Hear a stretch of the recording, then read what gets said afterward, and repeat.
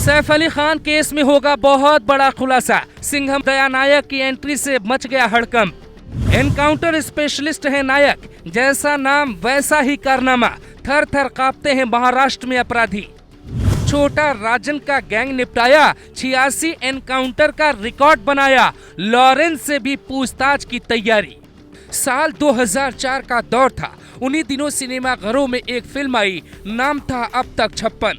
उस फिल्म की कहानी कुछ ऐसी थी। एक सनकी पुलिस अफसर अपराधियों को निपटाने के लिए कभी होटल में मिलता तो कभी उनका पीछा करता, कभी चुप रहकर गोली से बात करता तो कभी परिवार छोड़कर दाऊद के गैंग को मिटाने निकल जाता।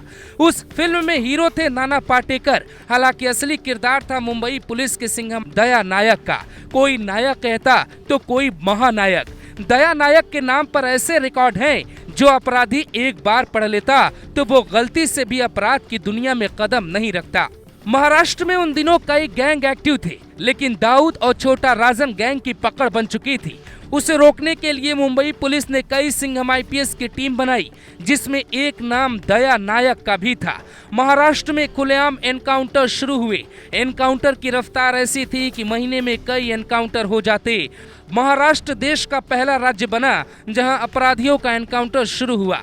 ऐसा कहा जाता है कि दया नायक ने आईपीएस बनने से पहले होटल में वेटर का काम किया, पढ़ाई की, नौकरी मिल गई तो मिसाल कायम करने में भी पीछे नहीं रहे। उन दिनों दाऊद का ऐसा रौब था कि वो जिस हीरोइन पे हाथ रखता वो गायब हो जाती।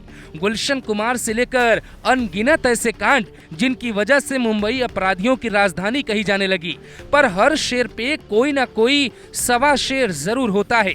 कर्नाटक के रहने वाले दया नायक ही हैं जिन्हें सैफ अली खान केस की जिम्मेदारी दी गई। दया नायक ने अपराधियों को ऐसे निपटाया कि नेताओं ने उन्हें ही फंसा दिया। आय से अधिक संपत्ति की जांच हुई। 6 साल तक नौकरी से सस्पेंड किया गया। कई बार पूछताछ हुई, यहाँ तक कि दया नायक को जेल तक जाना पड़ा। छोटा राजन के कई गुर्गों को निपटाया। कहा जाता है कि एक वेयर हाउस था जहाँ दया अपराधियों को ठोक देते थे।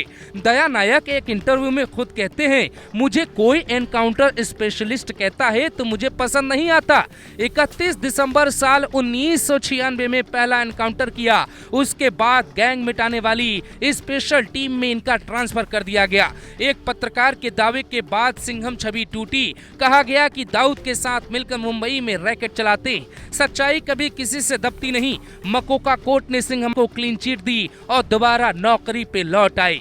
इन्हीं दया नायक को सैफ अली खान केस की कमान सौंपी गई।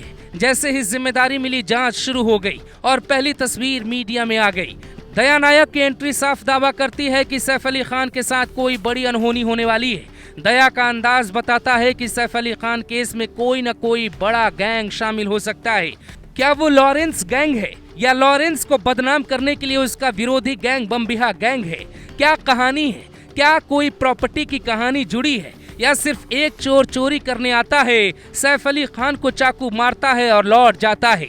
फिल्मी कहानी को समझने के लिए दया नायक की एंट्री को समझना भी बेहद जरूरी है। दया नायक का स्टाइल ऐसा है कि जब इनका तबादला नागपुर कर दिया गया तो ये गए ही नहीं। एक बार अपराधी की पहचान कर ली तो वही करते जो मन करता, किसी नेता की नहीं सुनते। अब तक 56 में नाना पाटेकर ने एकदम किरदार उतारा है। कोई इन्हें सिंघम तो कोई सन की कहता है। एक किस्सा बड़ा मशहूर हुआ। कहा जाता है कि एक बार इनको छोटा राजन ने फोन पे धमकी दी। उसने कहा कि तेरा परिवार नहीं है क्या, तू क्यों नहीं डरता? तो दया नायक कहते हैं, मेरे परिवार में 40,000 मुंबई पुलिस के जवान हैं। सैफ अली खान केस में करीना से भी पूछताछ हो सकती है। अब नायक की एंट्री हुई है तो सारे खलनायक बाहर आ जाएंगे।